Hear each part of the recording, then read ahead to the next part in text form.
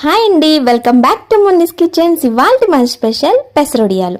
వడియాల్లో కల్లా ఈ పెసరొడియాలు సింపుల్గా ఈజీగా చేసుకోవచ్చండి. పైగా మనం ఇంట్లో కూర్చునన్నా పెట్టేసి తర్వాత ఎండబెట్టేసుకోవచ్చు అనమాట.